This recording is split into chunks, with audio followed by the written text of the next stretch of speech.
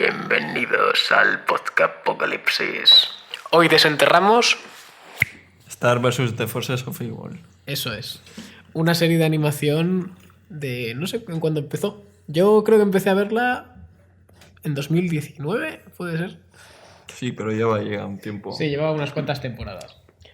Esto va a ser un comentario, no es que vaya a ser una review como tal, pero bueno. No, esto es simplemente una impresión final con la memoria de lo que nosotros hemos recordado y, por así decirlo, las temáticas así en un sentido muy amplio que consideramos que merece la pena tratar.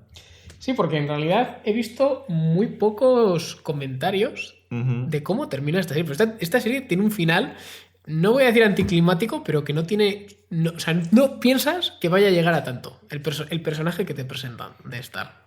Tenemos que decir, eso sí, que junto con muchas otras series, sobre todo en Disney, que también ha pasado en Nickelodeon en otras partes, también pasó con Hora de Aventuras, concretamente con esta de Star, les obligaron a terminar, no sé, vamos a decir 1 o 2 temporadas antes de lo que se supone que ellos tenían planeado. La primera emisión, lo estoy mirando aquí, fue en 2015, el 18 de enero, y terminó el 19 de mayo de 2019, pero como bien dices, el grillo camello, terminaron de forma precoz. O sea, les metieron bastante más prisa. De hecho, creo que tenían proyectadas otras 2 temporadas. Y bueno, voy a comentar. Vamos a intentar que sea lo más light por lo menos por mi parte, en spoilers posible, aunque comentemos puntos así importantes de la trama, pero yo creo que es una serie que se deja ver aún sabiéndolos. Me explico. No es algo que, o sea, no es una serie, creo, que tenga un contenido muy alto en spoilers o que te vaya a fastidiar el saber que va a haber un giro, saber que tal personaje va a hacer tal o pascual, porque me parece que es muy disfrutable sin más. O sea, dejándote llevar por la experiencia. Sobre todo a partir de la tercera temporada. Sí. Porque tanto la primera como la segunda es una primera toma de contacto muy old school de X persona conoce a X persona y pasan cosas mágicas en su entorno y se resuelve en cada episodio, prácticamente. Sí, las primeras, no sé qué decir, primera, segunda, igual tercera temporada, no me acuerdo exactamente, pero las primeras temporadas son muy, muy, muy distintas de cómo se desarrolla a partir de temporadas más avanzadas. Simplemente con la geografía por donde se desarrolla la trama en sí misma. Las primeras temporadas se centran en la Tierra, en lo que está pasando con Marco, cuando se introduce a un tercer personaje que va a ser nuestra protagonista, que es Star, y se plantea de una forma muy convencional en el sentido de que es como una sitcom de estos son nuestros personajes en este sitio concreto, sucede algo y al final del episodio en sí, las cosas vuelven a como estaban más o menos originalmente. Sí, a un status quo, básicamente. Salvo por alguna cosilla que se mantiene a lo largo de las temporadas, de estas primeras temporadas, de cara a lo que ha pasado anteriormente, que se puede ver bien reflejado, por ejemplo, en cómo está transformada la casa, la propia casa donde viven. Sí. Y personajes también en el entorno social cercano de Marcos y Star cambian. De hecho, hay muchos que desaparecen. Creo que en el último episodio hacen cameos, alguno que otro por el escenario, pero tampoco es nada in the nose. Quiero decir, hay un par de amigos de Marco que son súper frikis. Es bonito ver también cómo evoluciona el personaje, tanto de Marco como de Star, y cómo se definen más sus características. Porque sí que, eso es, la primera y la segunda temporada es un poco primer tanteo de personaje. De hecho, sorprende, yo creo, porque luego se establece... Creo que, de hecho, a mí me resultó chocante el final, porque crees conocer al personaje, tanto de Star como de Marcos, como de otros muchos, porque es un planteo muy amplio, muy colorido, muy bonito. Y crees más o menos saber cómo piensan o saber cómo actuarían en determinadas situaciones. Sí, porque después de haberle visto tanto tiempo, más o menos tú ya tienes una idea preconcebida de cómo van a actuar. Eso es, de cuál es su personalidad. Y eso es algo positivo a decir de la serie, yo creo. Sí. Que es que creo que hace una muy buena labor en introducir personajes que van a hacer un feeling contigo, casi de forma casi automática. Es como, sí, quiero ver más de este tío o de esta tía. Dentro de lo que son series de animación, yo creo que esta serie destaca por hacer personajes que tienen una personalidad muy fuerte, por así decirlo, y que no son personajes planos, no son el estereotipo en concreto, sino que a pesar de que también eso, que juega mucho dentro de la concepción del propio estereotipo, de hecho, es una trama principal con respecto a la intervención dentro de los humanos contra los monstruos, dentro de ese funcionamiento del estereotipo, es algo que creo que está muy bien reflejado ese ir más allá, tú pensabas esto, pero resulta que... Sí. Y exploras el cómo funcionan los personajes. De hecho, yo estuve muy enamorado de esta serie, creo que fui yo quien te la recomendó Sí. en un primer momento. Y se trata sobre todo de que, insisto, puede ser que yo piense más en estas cosas de lo que la propia serie lo recalca, ¿no? Pero sí que veía que había muchos juegos anti-Disney, ¿no? Es una serie que yo creo que tiene ciertas intenciones que luego tal vez por motivos presupuestarios, por motivos de quién manda más, quién manda menos, se ven forzados a eliminar o a quitar, pero sí que hay un discurso de, por ejemplo, no siempre la realeza es buena, no siempre el mantenerte en tus 13 es lo correcto, tienes que salir de tu zona de confort, tienes que conocer que hay mucho más en nuestras emociones de los estereotipos típicos, ¿no? No te tienes por qué conformar con cómo eres ni cuál es tu vida. Me gusta mucho que es una serie que demuestra que hay no estereotipos, pero bueno, no quiero llamarlos estereotipos, pero arquetipos, sí. Y refuerzos positivos de masculinidades, que no es típico. Ahora cada vez se está haciendo más general, afortunadamente, ver que... Me parece que el personaje de Marco es de los mejores personajes masculinos que ha habido dentro de la animación en mucho tiempo. Sí, porque rompe esa barrera tan fuerte a veces que hay con el género, ¿no? Es como, en realidad este personaje podría ser masculino, como podría ser femenino, como podría ser a género o cualquier cosa. Lo único que vamos a comentar brevemente que Star pertenece a una familia real, no lo hemos comentado, pero es una princesa Disney. Dentro de esto podríamos decir que es una princesa Disney, en cuanto a que pertenece como propiedad intelectual a Disney, a la compañía que no debe ser nombrada. Y espero que no nos strikeen aquí. El rollo es que pertenece a la familia Butterfly, que lleva supuestamente generaciones dominando Muni. Que es una tierra en la que conviven humanos o... ¿Cómo se dice? No, Newmans. no convive. Newmans, bueno, se imponen los Newmanos frente a los monstruos.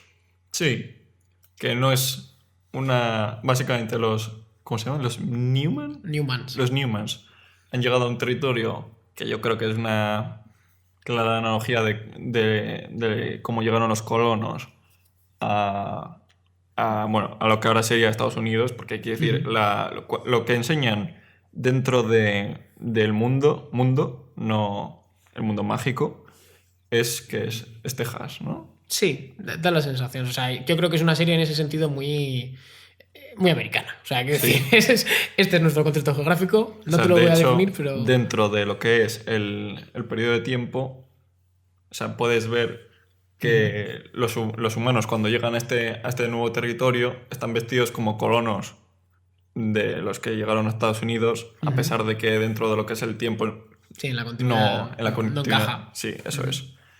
Entonces... No sé, es que no sé hasta qué punto puedo hablar sobre ciertas cosas sin llegar a hacer spoilers. Yo creo, sí, bueno, quiero decir, eso ya como lo sientas tú. Por comentar también que lo que decíamos de que es una serie americana, los padres de Marco, creo que la madre creo que también, se apellidan Díaz, yo creo que es una clara diferencia que son latinos, y creo que el padre... Hombre, tiene el mismo apellido porque en Estados Unidos la mujer coge el apellido del hombre. Pero digo que el padre creo que es mexicano. ¿No? ¿Ambos son mexicanos o es solo uno y la otra es latina de otra parte? Ah. Eso no lo sé. Bueno. Pues no lo sé. Bueno, no sé. Yo lo que estoy seguro es que el hombre es mexicano. Y bueno, sin más, Star tienen un poder, la familia real allí, que es que tienen una varita, digamos, que les concede poderes mágicos, que ha permitido pues, que los Newmans sean como la primerísima capital del reino, por así decir. Tienen una fuente de poder casi inagotable, ¿no? Y están enfrentados históricamente con los monstruos por, bueno, diversas razones. Obviamente por opresión, porque quieren quedarse con el territorio. Bueno, en ese sentido esta serie también es chula. O sea, hay unos comentarios de cómo se impone el poder sobre quién y cómo luego se naturaliza. Por ejemplo, hay un episodio en el que es uno de mis favoritos de la serie, en el que la propia Star cuestiona a su madre sobre por qué nos relacionamos con estos monstruos que tienen características fisionómicas que claramente son monstruosidades para nosotros, después de haber convivido con Marco en la Tierra, obviamente, y tal. ¿Por qué nos relacionamos con estos y a estos otros, sin embargo, les tenemos ahí en una charca muriéndose del asco, ¿no? Ah, vale. Es que para una persona que no haya visto la serie igual no entiende a lo que nos estamos refiriendo, pero básicamente dentro de la serie hay como diferentes planos, como por ejemplo dentro de los 9 planos que hay con respecto a Thor. Pues hay diferentes planos que están conectados a través de unos portales que se pueden abrir con unas tijeras mágicas. Y dentro de estos planos hay un montón de criaturas que tú, viéndolos, no serías capaz de distinguir entre lo que se supone que es un monstruo dentro de los monstruos que viven en el mismo plano que los Newmans, o los monstruos que no son monstruos que viven en otros planos. Por ejemplo, la mejor amiga de Star básicamente es un unicornio decapitado que flota. Así. Y habla muy choni y me encanta. Sí. Y, o sea, tú ves eso y es como, vale, ¿por qué eso no se considera un monstruo y, yo qué sé, otro monstruo que podemos ver más adelante en la serie, que es, no sé, un señor bípedo que está hecho como de aloe vera, básicamente, porque ese es un monstruo y esto no es un monstruo. Ajá. Y en ese sentido yo creo que juega bastante bien a la hora de hablar sobre que en muchas ocasiones las diferencias que nosotros establecemos socialmente son pura y llanamente arbitrarias o que no tienen más que un sentido histórico que es algo a pasar, a trascender de. Y de eso trata la serie. Si trata de eso la serie correctamente, sobre todo en el final, pues, No. pues eso es muy No. discutible. Absolutamente no. Pero si hablamos de esta serie es porque, desde luego, no nos ha dejado indiferentes. No, Ni la da mucho calidad, para hablar. Ni la calidad, ni el final, ni la resolución de conflictos, ni bueno, otra serie de cosas. Me gusta mucho también decir aquí que la elección de actrices y actores de voz es genial. Es Sí. una de las mejores interpretaciones y más con más fuerza, más gancho, y que mejor se mantiene a lo largo de la serie que yo he visto desde hace mucho tiempo. Estoy de acuerdo. Es, vamos, genial.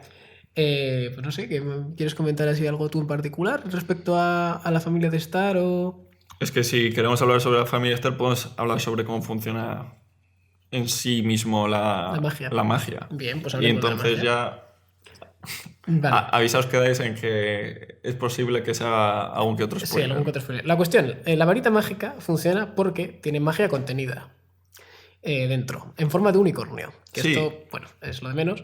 La cuestión es que la procedencia de la magia nos es desconocida hasta cierto punto en la serie, en el cual se nos dice que hay un mundo a rebosar de magia, lo cual representa como, bueno, parecen corrientes de agua muy doradas, casi como si fuese miel, y nos dicen como que de vez en cuando se desborda por diferentes dimensiones y bueno, que hay puntos de conexión con los mundos y ese mundo mágico. Eso es. El mundo mágico es como el eje central que conecta al resto de mundos, Eso es. quitando lo de los portales mágicos. Hay un personaje muy importante en la trama llamado Glossaryck, que funciona como la representación de la magia, o sea, la personificación de la magia, y es un poco el que es maestro de Star y que le va enseñando, no sé si hasta qué punto, es del que aprende la magia, Hombre, yo creo que pero es un personaje ausente. la serie cierto- funciona en cierto sentido a la hora de presentar el personaje de Glossaryck inicialmente como simplemente un profesor que funciona como si, yo qué sé, como si abres un móvil y es una aplicación dentro del móvil, porque lo que hace es vivir dentro del libro de la magia. Y después lo que se va haciendo es ampliar el lore con respecto al mismo personaje. Lo cual está muy bien y yo creo que se hace bastante interesante seguir esa subtrama a lo largo de la serie. Con sus poderes también crea el alto comisionado de la magia, que es una serie de personajes a cada cual más distinto del anterior y cada uno tiene atribuidas unas características y bueno, unos poderes también. De alguna forma acaban aliándose con la familia de Star, con los Butterfly. Y digo que es curioso porque al final lo que vemos es que los monstruos, aunque no poseen magia como lo hace la familia real, sí que son mágicos. O sea, tienen cualidades que uno piensa son mágicas. Flota, se transforma, cambia de tamaño, bueno, sin más. Entonces, hay una especie de status quo aquí que proviene de hace unas cuantas generaciones, de una insurrección que hubo de monstruos contra, bueno, que sí, que hicieron Hombre, un quiero golpe decir, de estado, básicamente. la interacción entre los Newmans y los monstruos es algo que ya, desde que llegaron los humanos al mundo de los monstruos, porque quiero decir, es eso, o sea, son los humanos llegando al mundo de los monstruos, ha sido permanentemente conflictiva. Es que no sé, es que te hace preguntarte tantas cosas como un puñado de colonos que se supone que casi mueren con una tormenta y se supone que hay un rito con respecto al tronco árbol, donde sí, en el que se refugian. se refugian, cómo esos 4 matados son capaces de colonizar una tierra llena de monstruos. Porque es que hasta cierto punto puedo entender lo de la analogía con respecto a llegar a otro territorio y en este caso utilizar tecnología superior que se ve reflejado a través de la magia. Pero es que la magia de los colonos solo la tiene una persona. O sea, no es tecnología a que todo el mundo tenga acceso. Sí. De hecho, eso es un punto Muy importante. muy importante dentro de la trama. El hecho de que la magia es algo que se conserva única y exclusivamente dentro del concepto monárquico. De hecho, es una monarquía matriarcal, en su mayor parte, aunque al parecer sí que ha habido algún que otro gobernante masculino en el reino. Sí, pero es irrelevante. Sí, no juega un papel tampoco. Es que, aparte de eso, es curioso el hecho de que se establece un reino dentro de ese territorio cuando les presentas a los colonos como si fuesen los colonos estadounidenses, que se supone que, o sea, se colonizan y, o sea, quiero decir, Estados Unidos es conocido por la independencia con respecto al imperio. Ajá. Pero en ese sentido, les haces el nuevo imperio. Sí. Claro. Y. Entonces, se me ha mi ido un pregunta comentario. es: ¿cómo un puñado de colonos con una sola persona, que además a esas alturas de la película, siendo la primera maga, no tendría ni idea de magia, cómo colonizan un mundo que está plagado de monstruos que son innatamente mágicos? A quien sienta curiosidad después de ver la serie, decir que hay un material adicional por ahí circulando, Ajá. que está en forma de tomo, me parece, de coleccionista, que lo he visto, es muy bonito, también es bastante caro, se me da de presupuesto, pero bueno, que aclara ciertos puntos, creo, que la propia serie no resuelve. De hecho, la serie es bastante, creo que sí, es un poco honesta con el espectador de vez en cuando y le dice, sí, la magia no tiene sentido. Hay puntos de magia que creo que tienes que establecer, o sea, que si vas a partir de la magia, tienes que establecer muy claramente qué puntos y qué coherencia va a seguir. Y luego ya a partir de ahí puedes ramificar y puedes decir, pues esto no tiene tanto sentido, pero bueno, me lo como, porque es magia, y ya está. Pero creo que esta serie da bastantes timbidamba, sí. No consigue centrar, ¿no? No consigue coger el camino y aclarar muy bien en qué consiste la magia y en qué no. Hay momentos en los que la magia se corrompe, pero esa corrupción no sabemos muy bien qué dista después de la destrucción de la magia. La propia paleta de colores tampoco te lo deja muy claro, porque la forma en la que se corrompe la magia es la misma en la que luego acaba siendo destruida, que es como una especie de veneno verdinegro y tal, y no acabas de ver tú eso en qué afecta a la trama ni en qué afecta a los personajes. Vamos a seguir ahora, antes de nada, pero comentar que esta serie no tiene muy buenos antagonistas, sí que tiene personajes interesantes, pero no antagonistas decentes. El primero que conocemos creo que se llama Fudo, es una especie de... Es un de capa. parodia, sí, una parodia de capa, básicamente. Tiene unas tijeras dimensionales y bueno, es básicamente el que funciona como vamos a atacar ahora a Star, a robarle la varita. Eso durante... en las primeras temporadas, que es cuando funciona en un sentido muy episódico, del que se distanciará posteriormente a las siguientes temporadas para ya pasar a algo que es como un arco que funciona dentro de todas las temporadas. Algo similar a cómo funcionaba South Park, por ejemplo, dentro de sus primeras temporadas. Unos episodios que funcionan dentro de sí mismos, o sea, de forma autosuficiente, para después en estas últimas temporadas de South Park vemos que suele haber unos arcos que viajan a través de lo que es toda la temporada en sí. Luego se nos introducirá a Toffee, que es yo diría que el antagonista central de la saga, pero de la primera mitad. De la primera mitad, pero el peso que tiene, la serie quiere, se ve reflejado a lo largo de toda la trama. Aunque yo no estoy de acuerdo, ¿eh? Yo no estoy de acuerdo con esto, pero es lo que la serie trata de reivindicar. Sí. Este es nuestro gran antagonista. O sea, me parece que es un personaje... A mí me gusta su diseño y sus manerismos y su forma de hablar, y en parte me gusta lo que representa. La cuestión ¿es lo que se representa, por lo menos, o lo que quiere representar a lo largo de esta primera mitad de la serie, algo que se ve reflejado en esa segunda mitad? Pues personalmente no lo creo. Yo creo que la segunda mitad, a pesar de que funciona muy bien y me gusta mucho más el hecho de que están tratando cosas del propio mundo mágico, al final va en tantas direcciones y quiere agarrar tantas cosas a la vez que a veces el mensaje pues se pierde. Y quiero decir, depende de qué temas de los que estés hablando, pues tiene tela. Porque si estamos hablando sobre, yo qué sé, sobre diferencias jerárquicas o diferencias de clase o diferencias raciales, etcétera, hay cosas que yo considero que hay que saber tocar bien. Sí, si Fudo quería el control sobre la varita, Tofi en este caso lo que quiere es la destrucción total de la varita como medio, entiendo, de perpetuación de poder de esta familia. O sea, quiere un poco liberar a los monstruos, ¿no? Hagámonos autónomos ya de una vez. Y bueno, es que tampoco quiero desvelar demasiado porque este sí que me parece que es un punto importante, aunque luego tampoco se traduce nada, es cuando ocurre lo de la contaminación que habíamos comentado con la varita.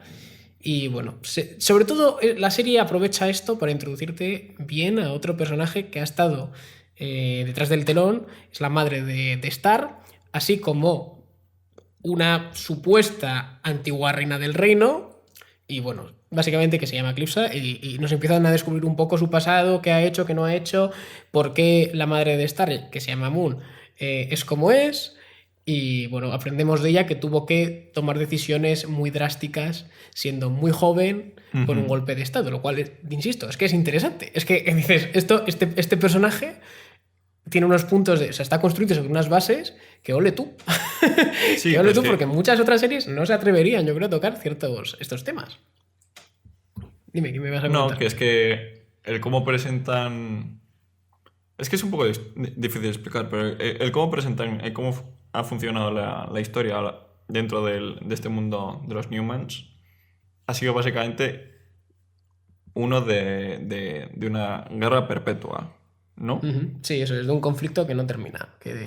Es que la cuestión está en que durante la serie en sí misma y durante el tiempo que vive Star, ese conflicto no queda reflejado. Eso es o sea, cierto. lo que nosotros vemos es más el después, la posguerra. ¿Y en qué se ha traducido eso? Sí, es una posguerra muy feliciana, en realidad. Básicamente. Pero bueno, es normal que no, en una serie de esta temática y con esta calaña, yo creo que tampoco vas a recrudecerlo demasiado porque el público objetivo es el que es. A ver, yo Entonces... yo entiendo lo que está intentando plantear, pero Claro. quiero decir, cuando estamos hablando de una guerra permanente y estamos hablando sobre diferencias raciales o jerárquicas, etc.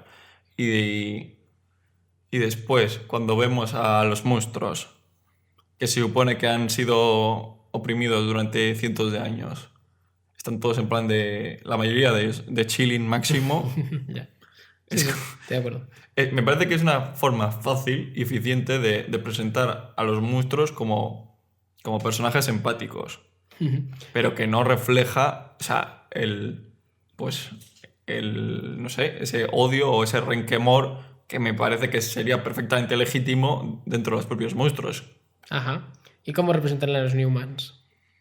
Porque eso también, eso a mí me gusta Ya. mucho. O sea, me parece que son ovejas, lo he comentado antes. Ah, Son bueno. personas que siguen a su lideresa, en este caso, hasta el final. Y que no se plantean en realidad la profundidad de sus... O sea, es una lectura muy dura dentro de este mundo del género humano. O sea, de lo que hace y no hace la educación y la tradición, yo creo. Y cómo... Pues eso, cómo puedes dejar que tu pueblo siga siendo el mismo sin alterar absolutamente su percepción sobre nada, siglos y siglos.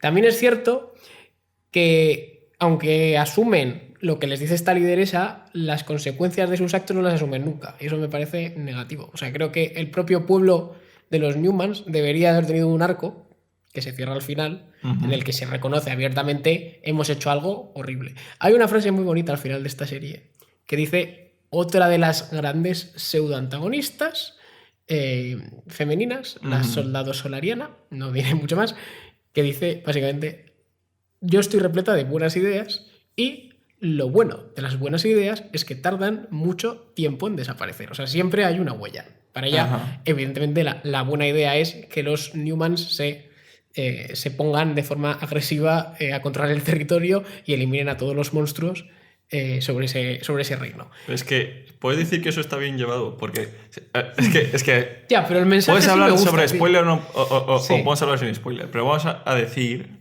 básicamente que esa persona que acabas de nombrar es la líder de un ejército de gente que está dispuesto a cometer genocidio, Ujú. o sea, sin más allá del concepto de ellos contra nosotros. Eso es, sí, de la otredad. Que eso, o sea, quiero decir, dentro de lo que hemos establecido de un mundo que es de un conflicto permanente, me parece correcto. Pero ¿qué es lo que pasa cuando esas personas que tienen la capacidad de hacer lo que querían hacer pierden su poder? Pues No, nada, pues eso- se les enseña en un plano claro. y dice,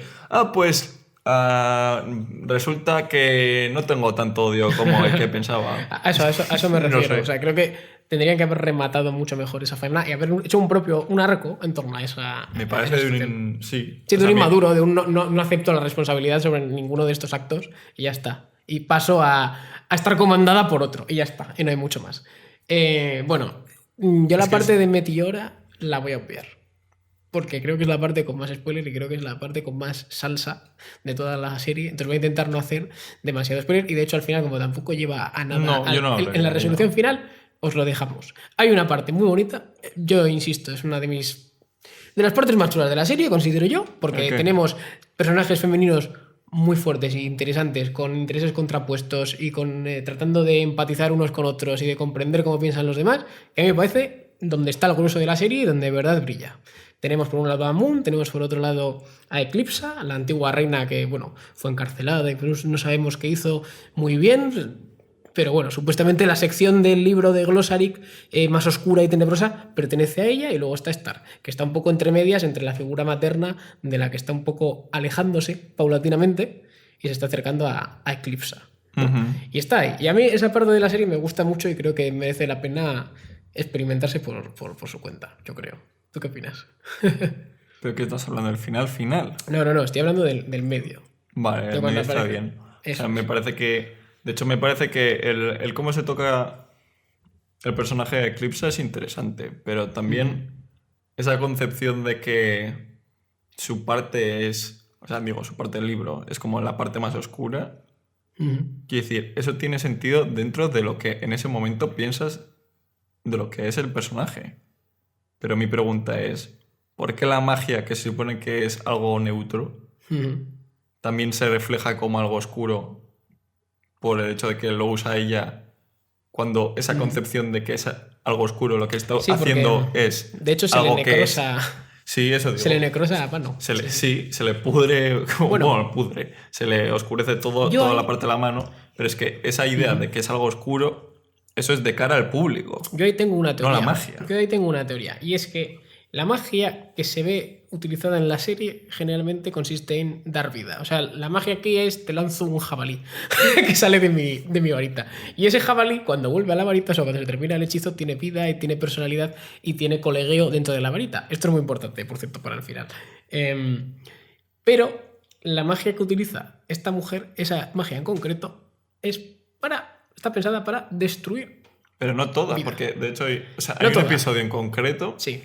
en el que todos los hechizos de Eclipse, porque los hechizos tienen vida dentro de la propia varita, Sí, es como una discoteca. se dedica un par de episodios al respecto. Muy bonito. Tienen encargados de coger ese hechizo en particular. Entonces, ese hechizo en particular es el que corrompe todo, por así decirlo. O sea, el que hace que todo su capítulo sea oscuro y toda su No mano sé, sea oscura. yo creo que simplemente y es que una cuando le manera da de- la mano a Moon Sí. también se lo oscurece. Es que... Yo creo que simplemente se está tratando de representar la serie que se ha oscurecido ese capítulo de la historia del imperio o del reino porque no interesa que se conozca y porque cuanto más miedo le Por tengas, eso digo- menos se va a repetir esa Pero historia. sí, eso es lo que estoy diciendo, Sí. pero quiero decir que una cosa es lo que el público, o en este caso la gente que vive dentro del reino, tenga esa concepción, y otra cosa es que esa concepción se vea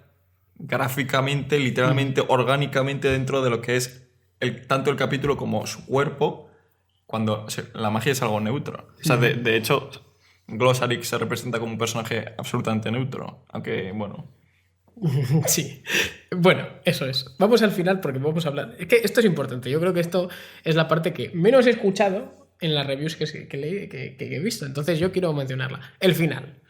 El final sabemos que ha sido apresurado porque pensaban que iban a tener 2 temporadas más por delante. Vale. ¿Cuál es el... ¿A qué decisión toma Stark, que es un personaje que hemos visto que trata de ser empática? ¿Y por qué? Muy energética. Siempre. Sí. Muy positiva todo el rato. ¿A qué decisión le lleva toda esta historia? Le lleva a decidir que lo mejor es acabar con la magia por un asunto de una guerra que se está yendo de madre, básicamente. Dice, si consigo eliminar la magia, toda esta gente no podrá hacerse daño y acabaremos con esto de una vez por todas, que la magia ya ha dado bastantes problemas. Este es un poco el raciocinio, me imagino, detrás de las acciones de esta mujer. El problema es que hemos visto que ya hay seres que son mágicos, sí, y que los propios hechizos tienen personalidad y tienen vida dentro de la varita. Sí. Y pregunta, ¿cómo las personas que suponen que son una amenaza para el resto del reino tienen el poder que tienen? Tienen un poder mágico, ¿no? Y lo han conseguido a través de un hechizo de una de las magas. Sí, una de las reinas. No vamos a decir cuál, pero básicamente establecemos que esas personas, sin explicar demasiado, pero que esas personas que tienen una capacidad destructiva muy grande, o sea, han conseguido dicho poder simplemente a través de un pacto mágico con una de las magas.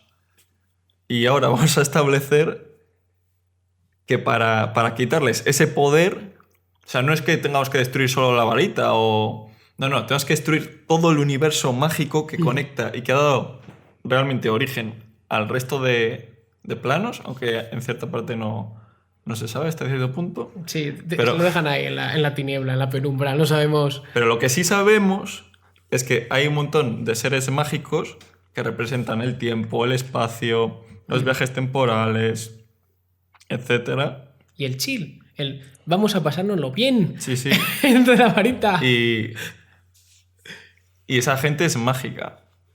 Y a la decisión a la que va a llegar a estar después... O sea, que se supone que es que lo hemos visto, que es un personaje que crece mucho, que madura, que entiende, es la completa y absoluta destrucción de toda la magia. Eso es. Entonces se carga a todos sus amigos y la respuesta de estos seres mágicos de los que vemos en pantalla es un poco, pues ya era hora. No, solo vemos a una persona. Vemos a una que es, que es una de mis favoritas del Consejo Mágico. Que dice, pues sí, pues ya era hora de que tomases esta decisión, voy a morirme.